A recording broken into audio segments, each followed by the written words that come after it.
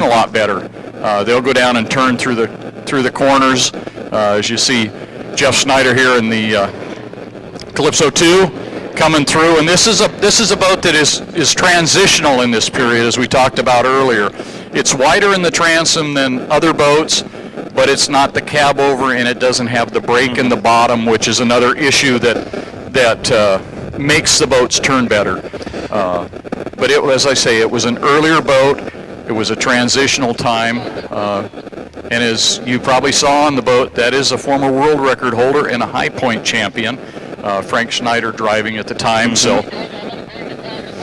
And Jim, I like the name better as much as I respect the Indianapolis 500. When you watch the old footage, when they started going to rear engine cars, I think cab over sounds better than rear engine cars. It's the same thing that happened in the 60s. Exactly. And Ron Jones was really the one. He wasn't the first, but he was really the one that pushed this, because it happened way back in the 40s. In fact, may have been before that we had cab overs, but it was in the 60s when those boats became very popular and very successful. As you can see, we got it. All the guys are lined up together with the exception of Jerry Kelson. He looks like he's got an issue down there, and he is done for the day. But he'll be back with us over in Chelan and be ready to put on a show. But as you see, everybody's well grouped together. We have the faster boats are to the outside, and that's done purposely because they got to go a little farther. Yep. So it makes for a lot better show if they're able to keep their speed up and stay with the boats on the inside. Boy, I just love that Carlson design boat on the inside. That slick, low profile with that driver behind it. Man, that's a beautiful piece. It is gorgeous, and earlier when Jeff was getting ready to go out, we had a little bit of chop on the water, a little breeze had picked up, and Ed Carlson told Jeff, be careful, don't drive it too hard into the wind, because they did had a tendency to blow over going into turns because of the wind. So really, that conventional design boat, was it because of that big spoon front end on them? Well, let's put it this way, it didn't help. No, those boats were, that style of boat was from an era where we didn't have the power that we have today. We also had a lot more weight because the engines were not as lightweight and powerful as we got later on. And so they had to put lift in them. They had to have those full bows to carry the boats. And speaking of the blowover, being out here in Seattle, the memorable tape of the slow motion 4 when they used to interrupt the soap operas out here to show qualifying down to slow motion 5. Thank you. Yeah, no, it's okay. Just unbelievable. That was what Bill O'Meara did commentating and did a 360 with the 100-inch lens. That's right. When you brought that up, that's what I thought of.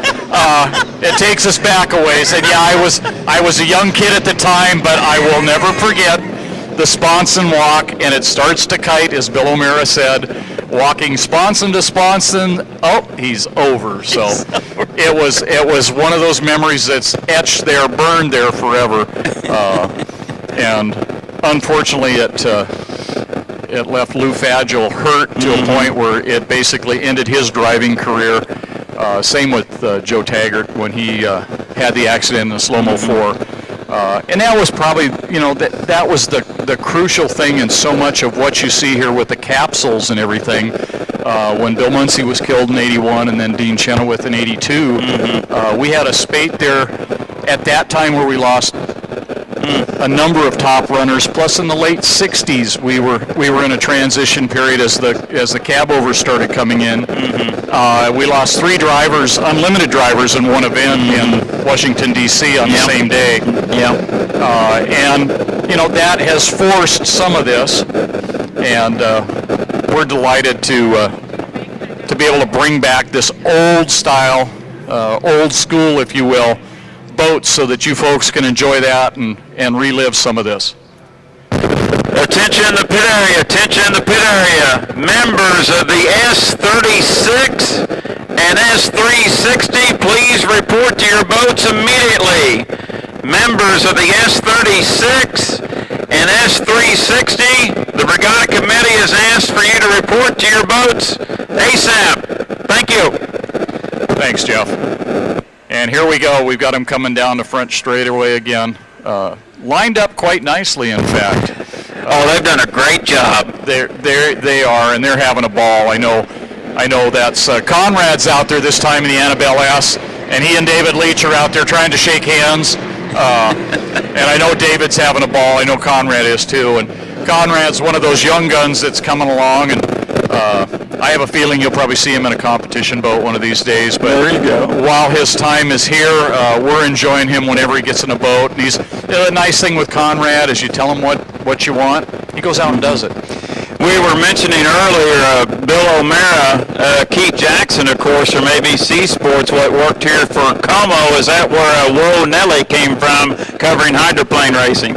I don't know if it was from that or not, to be honest. Now, Brad's getting his microphone on. He knows the answer. Was Whoa Nelly from Keith Jackson developed watching the Seattle Seafair? Now, I don't think so. I think that came from football. But if you're going to talk about Keith Jackson and you're going to talk about Bill O'Mara, don't forget the pit reporter, Tommy Dargan. Tommy Dargan in the pit area with Bill O'Mara on King TV 5 in the early 1950s. Everybody's got to have an idol. I can have the pit reporter guy, right?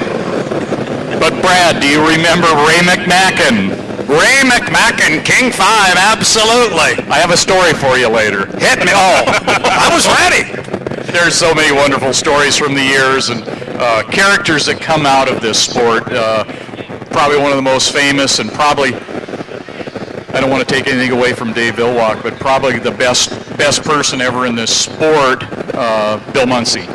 The promoter, No doubt. the racer, he was always doing something for this sport and did so much, and it was such a huge loss when we lost him in Acapulco. You know, you talk about athletes well ahead of their time, and, you know, you even look back to the old boxing videos. I'm trying to put a comparison together. If you look at the late Jack Johnson, I mean, he was well ahead of his time as a heavyweight boxer. And you look at Bill Muncy, you see the old videos, he would not only drive, but help with TV coverage, and he would interview drivers he was competing against, like their boats were running great, and you know in the back of his mind, he's like, I can't wait to kick your rear end, but he knew the promotion was such a big part of it. When he interviewed competitive drivers, it was just like a color analyst interviewing them. And he never would say anything bad about the competitors or that they couldn't compete because he didn't want to look like he had a cakewalk. And here comes your fleet of mid-sized vintage hydros back to the dock. Give them a round of applause. I see the green out there. It's always fun to watch these guys, and the biggest problem we have is trying to get the smiles off their faces. Well, Jim, thank you very much. We love talking to you here at the Regatta. And is the as far as I know, Marion is going back. Okay. I'm waiting to see. They're cleaning up right now. Looks like they took care of whatever they needed to, and if at all possible, they'll be here, and I will be back and be more than glad to talk. So thank you very much. Thank you, sir. And Brad, always great to talk to Jim Olson when the vintages are on the water. Thanks. Whoop, here's the countdown. 5, 4,